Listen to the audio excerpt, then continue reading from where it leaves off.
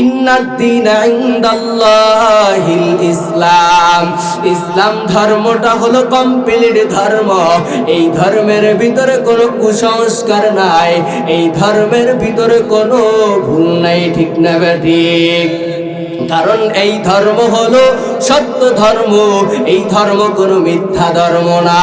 কারণ এই ধর্ম আমার আল্লাহ স্বয়ং নবীকে আদর্শ দিয়েছে।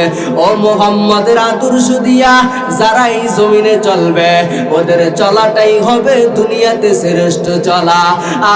আর যারা মুহাম্মদের আদর্শ ছাড়া, মায়ার নবীর আদর্শ ছাড়া যারা এই সমাজের ভিতরে চলবে, ওরা শ্রেষ্ঠ বান্দা হতে পারবে না, ওরা হবে দুনিয়ার সবচাইতে নিকৃষ্ট বান্দা, ঠিক না ঠিক? ওরে আল্লাহর গোলাম, ও মুসলমান নবীর উম্মাত, ও যুবক সন্তান, একটু ভালো করে শুনে নাও। আল্লাহর নবীর আদর্শ কেমন, আমার মায়ার নবীর আদর্শ কেমন? কারণ দেখবেন, ঘর সঠিকভাবে যখন ক্লিয়ার করা হয়, বিল্ডিং যখন কমপ্লিট হয়, অনেক সময় খবর নিয়ে দেখবেন বাড়ির মালিক দুনিয়ার থেকে বিদায় নিয়ে চলে যায়। কারণ সে সঠিকভাবে কমপ্লিট করেছে কিন্তু ভোগ করে যেতে পারেন। এরকম হয় কি হয় না? ও মুসলমান আল্লাহর গোলাম, এবার আল্লাহর পয়গম্বর ডাক দিয়া বলে, রে ওমর, আলী, আবু বকর, আমি নবীর কিন্তু বিদায়ের ডাক চলে আসছে। তোমরা এই ধর্মের দাওয়াত সঠিকভাবে দিবা, সুন্দর মতো দিবা। আমার মায়ার নবীর সাহাবী হযরত ওসমান কবর দেখিয়া হাউমাউ করে কান্না করে দিত। নবী ডাইকা বলে, ওসমান, এত কান্না করার কি দরকার? হযরত ওসমান বলে, ও মায়ার নবী, দুনিয়ার থেকে যাওয়ার পর কবর নামক ঘাটি হলো আসল ঘাটি। এই ঘাটিতে যদি যাইয়া বান্দা আটকাইয়া যায়, তার কপালটা পুড়ে যাবে। আমার যে উম্মাত মসজিদের সাথে সম্পর্ক রাখবে, 5 ওয়াক্ত নামাজ সঠিকভাবে পড়বে, তাদের জীবনে আল্লাহ পাক অভাব দিবেন না। এত দরিদ্র কেন? কারণ দুনিয়ার জমিনে আল্লাহ পাক হাজারো মাখলুকাত বানিয়েছে। জমিনের ভিতরে কোনো মাখলুকাত না খেয়ে মরে যান নাই, না খেয়ে স্লোগান দেন নাই। মানুষ কেন না খেয়ে স্লোগান দেয়? একটাই কারণ, সেটা হলো আল্লাহ পাক মানুষকে যেই ডিউটি করার জন্য বানিয়েছে, মানুষ সেই ডিউটি সঠিকভাবে পালন করে না। ঘুমের চেয়ে নামাজ ভালো, আর তুমি ঘুমাইও না। ঠিকমতো পড়িলে নামাজ জান্নাত তোমার ঠিকানা। পশু পাখি কীট পতঙ্গ কেউ ঘুমিয়ে রইল না, মানুষ ঘুমিয়ে থাকা ঠিক তো মোদের হবে না। আমার প্রাণের ভাই বোনেরা, জলদি করে উঠে নাও, তাড়াতাড়ি ওযু করে নামাজে লেগে যাও। আঘা নবী বেনামাজির শাফাত করিবেন না, ঠিকমতো পড়িলে নামাজ জান্নাত তোমার ঠিকানা। বাবা গেল, দাদা গেল, কেউ ফিরিয়ে আসলো না। তেমনি করে যেতে হবে, বুঝেতে মন বুঝে না, ঠিক না বেটি? অনেকের বাবা নাই, অনেকের মা নাই। যদি প্রশ্ন করা হয়, ও ভাই, তারা কোথায় চলে গেছে, একটাই জবাব আসবে, তারা কবর জগতে চলে গেছে। আল্লাহ পাক রব্বুল আলামিন বলেন, মিন্নাহা খালাকনা মাওয়াকুম ওয়া ফিহা নুঈদুকুম ওয়া মিনহা নুখরিজুকুম তারাতান উখরা।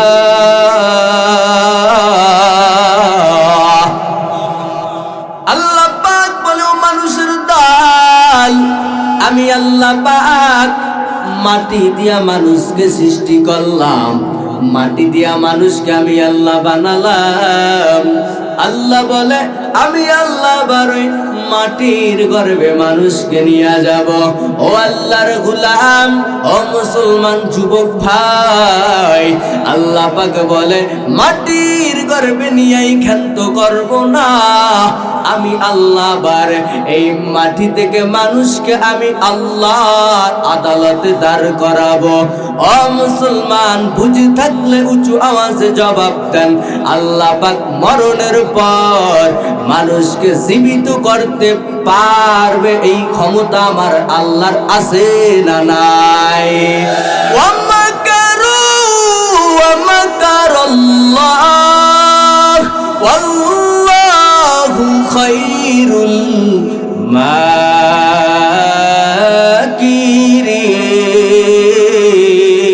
মাকিরিন। এ বেরাদার দূরে বাসা জিয়ার বাদ, यार बद बद तरबुआत अस्मार बाग मार बद तन है तोरा पर जा सनद। ओ अल्लाहर गुलाम, ओ नबीर उम्मत, আল্লাহ পাক বলে, আমি আল্লাহ মানুষকে আবার হাসরের ময়দানে উঠাবো। কেন আমি আল্লাহ উঠাবো? আল্লাহ পাক বলে, হিসাব নেওয়ার জন্য। কারণ বান্দা দুনিয়ার জমিনে আল্লাহ পাক 30 বছর সময় দান করেছে, 60 বছর সময় আল্লাহ পাক দান করেছে। ও নবীর উম্মত, আল্লাহ পাক বলে, বান্দা এই সময়গুলো কি আমার কাছে লাগিয়েছো নাকি দুনিয়ার কাজে লাগিয়েছো? আমি আল্লাহ পরীক্ষা নেওয়ার জন্য আমি আল্লাহ হাসরের ময়দানে বান্দাদেরকে উঠাবো। তবে হাসরের ময়দান কেমন ভয়ঙ্কর! রাহমাতুল লিল আলামিন বলেন, ইন্নাকুম মাহশুরুনা ইয়াউমাল কিয়ামা উফাতান উরাতান গুরলা। মায়ার নবী, দয়ার নবী, রহমতের নবী বলে, হাসরের ময়দানটা এত ভয়ানক ময়দান, যেই ময়দানে মা সন্তানের পরিচয় দিবে না, বাবা সন্তানের পরিচয় দিবে না। এমন সময় আমার মায়ার নবী, রহমতের নবী সিজদায় পড়ে কান্না করবে আর বলবে, ও আল্লাহ, আজকে আমার একটা উম্মতকে যদি তুমি জাহান্নামে দাও, ও আসমানের মালিক আল্লাহ, আমি নবী তোমার সুন্দর জান্নাতে যাব না। কেমন নবী পেয়েছো বাঙালি মুসলমান?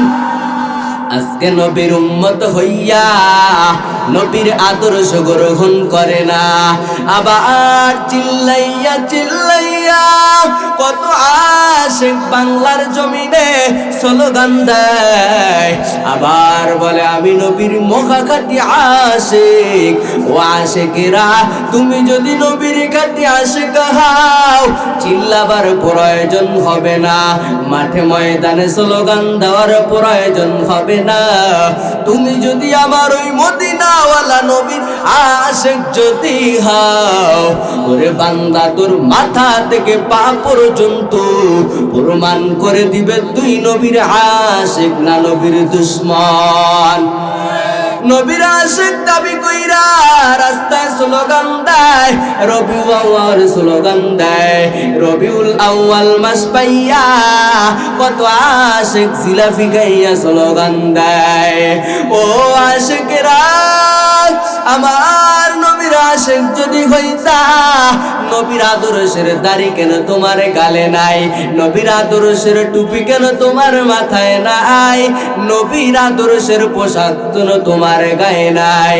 কারণ আশিক যদি হও বান্দা, স্লোগান দেওয়ার প্রয়োজন নাই, চিল্লাবার প্রয়োজন নাই। আশিক তোমার আদর্শ দিয়া প্রমাণ হয়ে যাবে, ঠিক না ঠিক? মোহাম্মদ আরবি হ্যায় নবী রাস্তা पे शोआ अल्लामा हुआ उसकी पैदाइश से उजाला, अल्लामा हुआ उसकी पैदाइश से उजाला। शफीउल उमम हमारा नबी रोज़ क़यामत शफ़ाअत करेगा अल्लाह के पास गुनाहगार उम्मत। আমার মায়ার নবীর আদর্শ কেমন? আল্লাহর পয়গম্বর মক্কার জমিনে আমার নবী কালেমার দাওয়াত দেয়, রাহমাতুল লিল আলামিন কালেমার গান মক্কার জমিনে গায়। মক্কার বেঈমানেরা ডাইকা বলে ও মুহাম্মদ, এই মক্কার জমিনে কালেমার গান গাইবা না, কোরআনের দাওয়াত দিবা না, ইসলামের গান আমাদের এই মক্কার জমিনে চলবে না। আমার নবী ডাক দিয়া কয় ও মক্কার বেঈমান, আমার দেহ থেকে যদি কল্লা আলাদা হয়ে যায়, তারপরও আমি মায়ার নবী কালেমার দাওয়াত বন্ধ করব না। কেমন নবী আমার? আল্লাহর পয়গম্বরকে মারার জন্য এবার মক্কার আবু জাহাল সিদ্ধান্ত নিয়ে নিল, এই মুহাম্মাদের মক্কার জমিনে রাখা যাবে না, আমাদের ধর্মে চুনকানি লেগে যাবে। আল্লাহর পয়গম্বর এবার কান্না করে আর বলে, আল্লাহ এখন আমার কি উপায় হবে? আমাকে তো আবু জাহাল ফেরত দেয়, মক্কার বেঈমান গুলো ফেরত দেয়। মক্কার বেঈমানেরা বিশাল মিটিং সাজাইয়া আমার নবীকে দুনিয়ার থেকে বিদায় করে দিবে। বুঝে থাকলে জবাব দেন, আল্লাহ যদি বাঁচাইয়া রাখে দুনিয়ার মানুষ কি তাকে মারতে পারবে? দুনিয়ার মানুষ তাকে মারতে পারবে না। কারণ আমার আল্লাহ যদি বান্দাকে মোহব্বত করিয়া ভালোবাসা, আমার আল্লাহ যদি বান্দাকে বাঁচাইয়া রাখে, দুনিয়ার মানুষ তাকে মারতে পারবে না। আমার নবীকে মারার জন্য বিশাল করিয়া আমার নবীর ঘর ঘেরাও করে ফেলছে।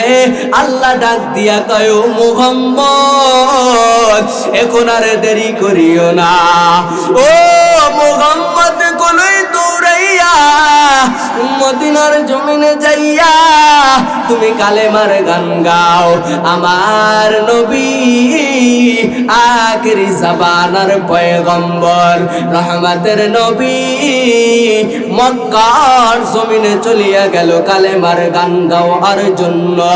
এবার ওদিকে আবু জাহাল দৌড়ায়, ডাক দিয়া কয় মুহাম্মদ শুনে নাও, ও ভাতিজা মক্কার জমিনে কালেমার গান গাইতে না পারিয়া মদিনার জমিনে তুমি গেছো, ওখানেও তোমাকে আমরা ঠিক থাকতে দিব না।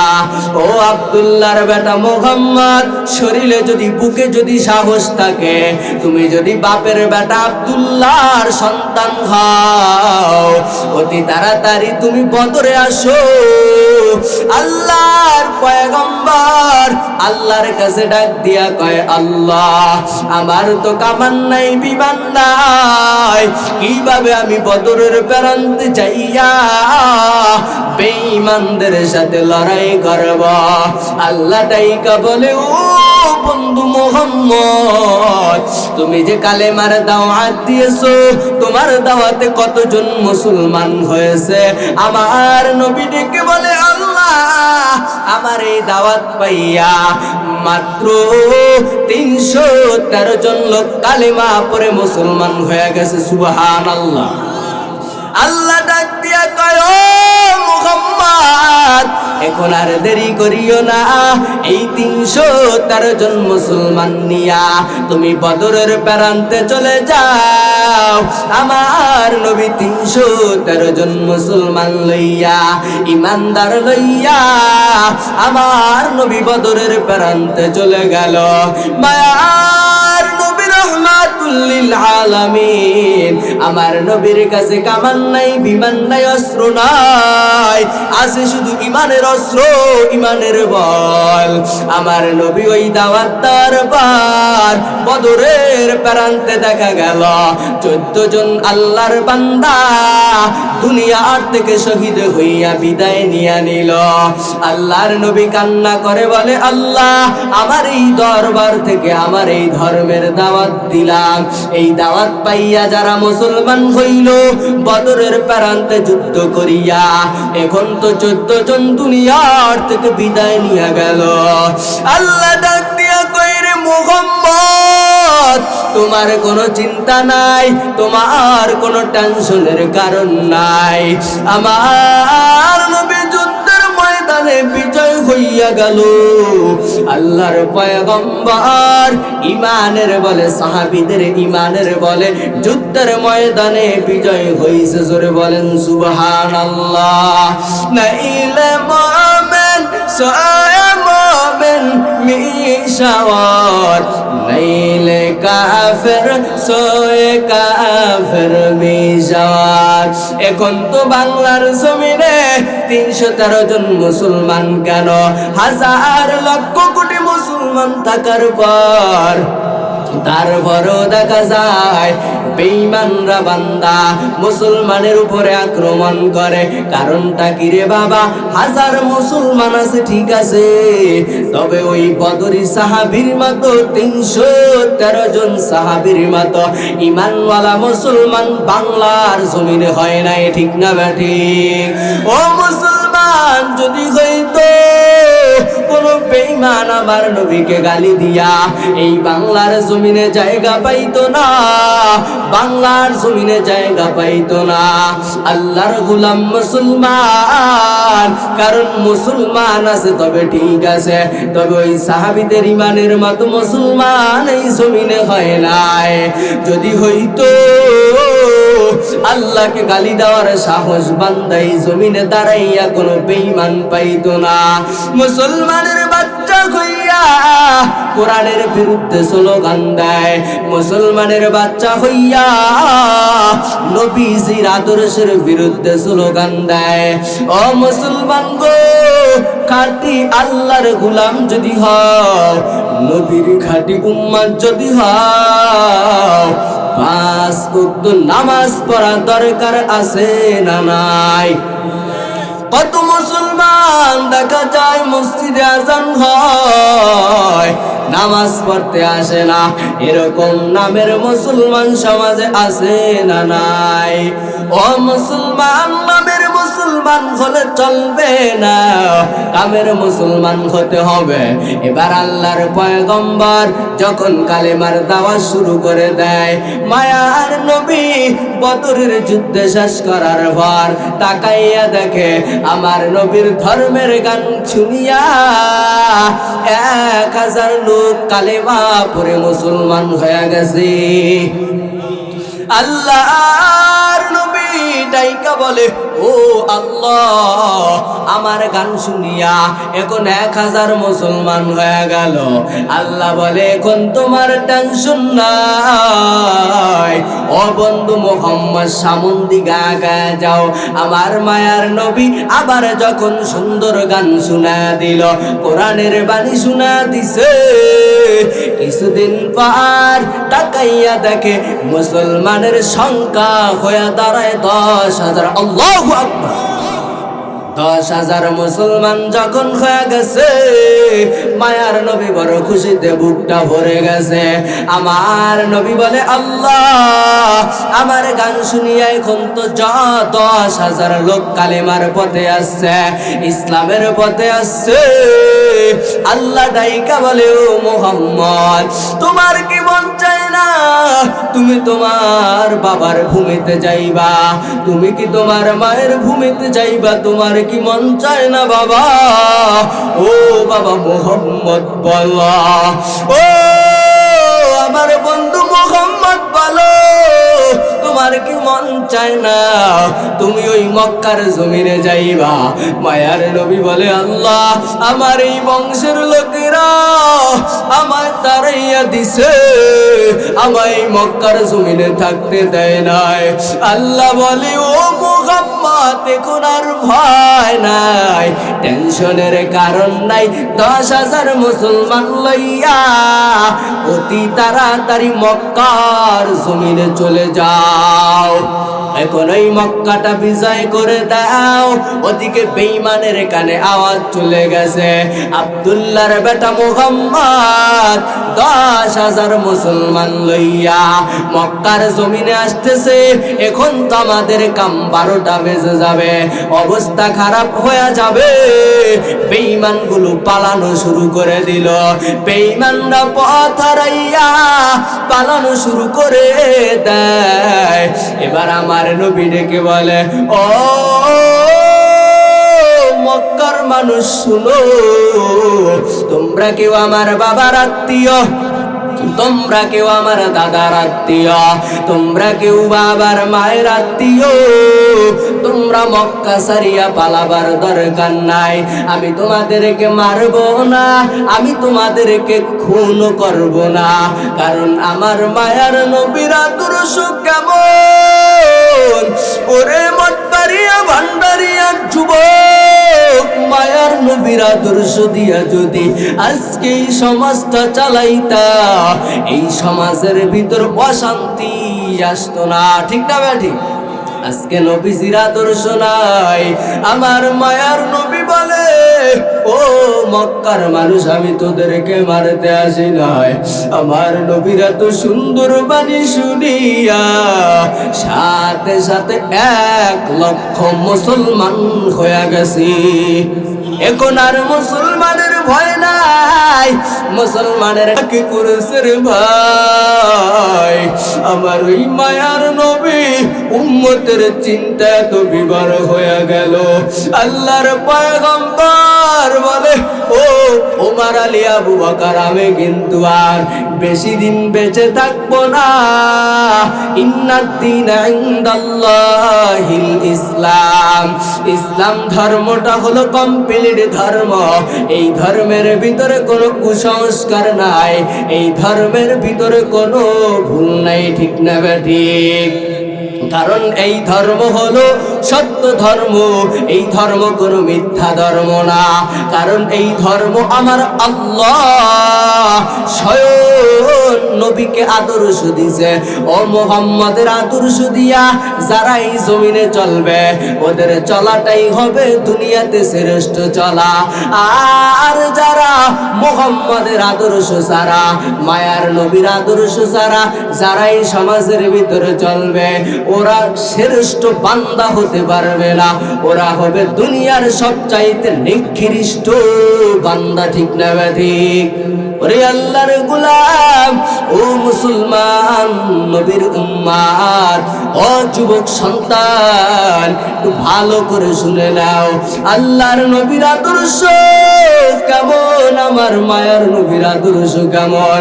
কারণ দেখবেন, ঘর সঠিকভাবে যখন ক্লিয়ার করা হয়, বিল্ডিং যখন কমপ্লিট হয়, অনেক সময় খবর নিয়ে দেখবেন বাড়ির মালিক দুনিয়ার থেকে বিদায় নিয়ে চলে যায়। কারণ সে সঠিকভাবে কমপ্লিট করেছে কিন্তু ভোগ করে যেতে পারে না। এরকম হয় কি হয় না? ও মুসলমান আল্লাহর গোলাম, এবার আল্লাহর পয়গম্বর ডাক দিয়া বলে, রে ওমর আলী আবু বকর, আমি নবীর কিন্তু বিদায়ের ডাক চলে আসছে। তোমরা এই ধর্মের দাওয়াত সঠিকভাবে দিবা, সুন্দর মতো দিবা। আমার মায়ার নবীর সাহাবী হযরত ওসমান কবর দেখিয়া হাউমাউ করে কান্না করে দিত। নবী ডাইকা বলে, ওসমান এত কান্না করার কি দরকার? হযরত ওসমান বলে, ও মায়ার নবী, দুনিয়ার থেকে যাওয়ার পর কবর নামক ঘাটি হলো আসল ঘাটি। এই ঘাটিতে যদি যাইয়া বান্দা আটকাইয়া যায়, তার কপালটা পুড়ে যাবে। ওরে মত্তারিয়ার যুবক, গুনাহ নিয়ে যদি কবরে যাও, আল্লাহ পাক বলবো, কবরের মাটি এই নাফরমানকে ধর। আল্লাহ সাথে সাথে কবরের ভিতরে জাহান্নামের আগুন জ্বালাইয়া দিবে, আর বলবো, এই যে রাজাপুর জালুকাটির জমিনে তোদের কাছে কি কোরআনের বয়ান করা হয় নাই? তোদের কাছে কি বলা হয় নাই ওই জাহান্নামের আগুন বড় কঠিন? এই বয়ান কি তোদের কাছে করা হয় নাই? ওয়াসিকাল্লাযীনা কাফারু ইলা জাহান্নামা যুমারা। আল্লাহ পাক বলে, ওই জাহান্নামের আযাব বড় কঠিন, জাহান্নামের আগুন বড় কঠিন। আমার আল্লাহ বলবে, ও গুনাহগারেরা, ও পাপিষ্ঠরা, তোদের কাছে কি জান্নাতের বয়ান করা হয় নাই? উলামায়ে কেরামরা বয়ান কইরা কি বলে নাই, নামাজ পড়লে জান্নাত পাইবা, আর নামাজ না পড়লে জাহান্নামে যাইবা। এ আল্লাহর গোলাম, ও এলাকার মুসলমান, ও পর্দার অন্তরালের মা গো, মাইকের আওয়াজ কানে যাইবা। এই যে আপনাদের এলাকার ভিতরে রওজাতুল উলুম কওমি মাদ্রাসা, এই মাদ্রাসায় যদি আপনার সন্তানকে পাঠা দাও, এই যে ইব্রাহিম খলিল সাহেব, হাফেজ মাওলানা ইব্রাহিম খলিল সাহেব এত সুন্দর এই বাগান এলাকার ভিতরে সাজায়া দিল। ও মুসলমান, যদি জান্নাতে যাইতে চাও, একটা সন্তানকে আলেম বানায় দাও, আলেমের বাবা খাও। ও পর্দার অন্তরালের মা গো, তোমার মেয়েটাকে এই মাদ্রাসায় পড়াইয়া পর্দাশীল বানাইয়া, আল্লাহর খাঁটি গোলাম বানাইয়া, তারপরে কবর যাও মা।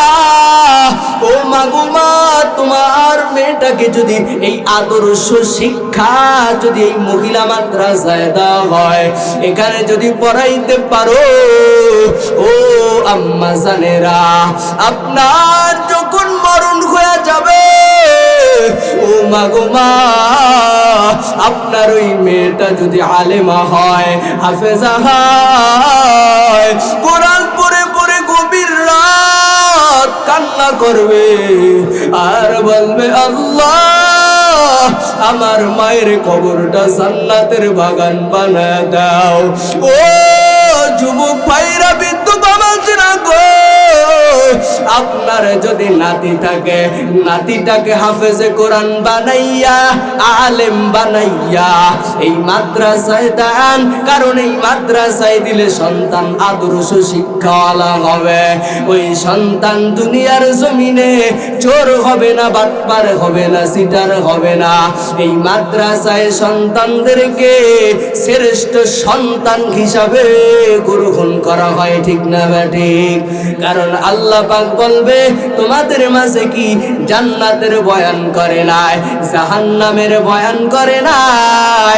আপনারা যারা এখানে আছেন, আপনারা বলবেন ক্বালু বালা। কি বলবেন? ক্বালু বালা। আল্লাহ পাক বলবে, বলছে, বলবেন হ্যাঁ। আল্লাহ বলবে ওরে গোলাম মানো নাই কেন, মানো নাই কেন? এখন আর সাধ্য হবে না। আল্লাহ বলবে ওরে জাহান্নামের ফেরেশতা এই বেঈমান নাফরমানের গলায় পায় জাহান্নামের বেড়ি লাগায় জাহান্নামের আগুনের ভিতর নিক্ষেপ কর। আল্লাহ বলবে ওয়ালাকিন হাক্কাত কালিমাতুল আযাবি আলাল কাফিরিন। আল্লাহু আকবার। আল্লাহ বলবে ওরে গোলাম দুনিয়ার ভিতরে এত দূর থেকে আলেমরা আইসা তো কষ্ট করিয়া জানিং করিয়া এই গরমের ভিতরে এত সুন্দর আয়োজন সাজাইয়া তোদেরকে বলছে নামাজ পড়ো, কোরআন পড়ো, সঠিকভাবে চলো। এই কথা বলার পরও তোরা চলো নাই, সঠিকভাবে শুনো নাই, মানো নাই। আজ তোদেরকে জাহান্নামে দিব। ওরে আল্লাহর গোলাম নবীর উম্মত, ওই জাহান্নামের আগুন বড় কঠিন আগুন। আমার মায়ার নবী জাহান্নামের ভয়ে, আমার নবী যখন ওই সাহাবীদেরকে জাহান্নামের বয়ান শোনাইতো সাহাবায়ে কেরামরা কান্না করে করে বিবার হয়ে যাইতো আর বলতো মায়ার নবী ওই জাহান্নামের আযাব আমরা সহ্য করতে পারবো না। ও নবীর উম্মতের দল, ওই জাহান্নামের আগুন তোমরা কেউ সহ্য করতে পারবা না। আজকে যদি বান্দা তোর মরণ হয়ে যায়, এর যুবক আজকে তুই ঘরে বসে আসো, গুনার কাজে লিপ্ত আসো, এখন যদি বাবা তোর মরণ হয় বল তোর কি উপায় হবে? হাসরের ময়দান এত কঠিন ময়দান। আল্লাহর নবী বলে ওই ময়দানে গুনাহগার নাফরমানের মাথার মগজগুলো ভাতের বারের মতো টাস টাস করিয়া ফেটে উঠবে। বেঈমান নাফরমানের চিৎকারের আওয়াজ, ওদিকে জাহান্নাম কান্না করবে আর বলবে আল্লাহ ওই গুনাহগার গুলো কই, ওদেরকে আমার পেটে দাও। আল্লাহ বলবে ওরে জাহান্নাম একটু অপেক্ষা কর, আমি আল্লাহ বিচারটা শেষ করিয়া গুনাহগার গুলো তোদেরকেই দিয়া দিতেছি। আল্লাহ বলবে রে বান্দা ফজরের আজান হইছে, মসজিদের মুয়াজ্জিন তোরে নামাজে ডাকছে, তুই নামাজে আসো না, ঘরে ঘুমাইছো, আজকে তোরে ছাড়ে দেওয়া হবে না। ওই কবরে এত কঠিন আগুন আল্লাহ পাক জ্বালাইয়া দিবে। কত কবরে সাপ দেখা যায়, আবার কত কবরে আগুন দেখা যায়, আবার কত কবরে লাশ 30 বছর পর তাজা পাওয়া যায়, আছে না নাই? যত কবরের লাশ তাজা পাওয়া গেছে সব কবর হলো ইমানদার আল্লাহওয়ালাদের কবর। আর যত কবরে আগুন দেখা গেল, সাপ বিচ্ছু দেখা গেল, সব কবর হলো নাফরমান সুদখোর ঘুষখোর হারাম খোরের কবর। ঠিক না ব্যাঠি? ও নবীর উম্মত, আজকে তুমি মুসলমান হইয়া মুসলমানের খাতায় নাম লেখাইয়া সাইনবোর্ড লাগাইয়া তারপরে সুদ খাও, ঘুষ খাও, হারাম খাও। ও সুদখোরেরা, সুদ খাইয়া যদি কবরে যাও, আল্লাহ বলবে ওরে জাহান্নামের সাপ, ওই কালো কালো সাপ সুদখোরের গলায় পায়ে জড়ায় দেওয়া হবে। ওদিক দিয়া নাকের ভিতর ঠোকর দিবে, আরেক দিক দিয়া কানের ভিতর ঠোকর লাগায় দিবে, আরেক দিক ওই জাহান্নামের সাপ গলায় জড়ায় জড়ায়া মাথার উপর ঠোরকাইতে থাকবে আর বলবে ও গুনাহগার, ও হারামখোর, তোকে কি বয়ান করে নাই যে হারাম খাইলে জাহান্নামে যাবে, হারাম খাইয়া কবরে আসলে জাহান্নামের আগুনে জ্বলতে হবে। সকলে বলবে কালু বালা, আমরা তো শুনছি মানি নাই। আমার আল্লাহ বলবে ওরে বেনামাজি নাফরমান, এখন আর তোকে ছাড় দেওয়া হবে না, এখন টেনে টেনে জাহান্নামের ভিতর ফালায়া দাও। ও মুসলমান, এজন্য বলে ও যুবকেরা, ও বৃদ্ধ বাবাজিরা, পা ধরো বলে যাই আর নামাজ ছাড়িও না, আমার নবীর কাঁদাইও না। দুনিয়ার বেঈমানেরা আমার এই মায়ার নবীরে কম কাঁদান কাঁদাই নাই। ওরে নবীর উম্মত, তুই তো আমার নবীর আশিক, তুই তো আমার নবীর উম্মত, কিভাবে আবার নবীর কাঁদাও? আল্লাহ বলে ওরে মানুষ, আমি আল্লাহ তোদেরকে অনার্থক সৃষ্টি করি নাই। আল্লাহ যে আমাদেরকে বানিয়েছে তার একটা হুকুম আছে না নাই? আরো জোরে বলেন। ওয়াজের ভিতর মনোযোগ আছে আপনাদের? এজন্য বলি বাবাজিরা, আল্লাহ পাক বলে ও বান্দা, দুনিয়ার জমিনে আম গাছ লাগাইছো তোমার আম খাওয়ার উদ্দেশ্য, ঠিক না বেঠি? আম গাছ লাগায় কি আমরা জাম খাওয়ার আশা করি? আম গাছ লাগাইছো আম খাওয়া তোমার উদ্দেশ্য। ও বান্দা, নারিকেল গাছ লাগাইছো নারিকেল খাওয়া তোমার উদ্দেশ্য। জাম গাছ লাগাইছো জাম খাওয়া তোমার উদ্দেশ্য। আল্লাহ বলে রে মানুষ, আমি আল্লাহ যে তোদেরকে বানিয়েছি, আমি আল্লাহরও একটা উদ্দেশ্য আছে না নাই? আফা হাসিবতুম আন্নামা খালাকনাকুম আবাসাও ওয়া আন্নাকুম ইলাইনা লা তুরজাউন।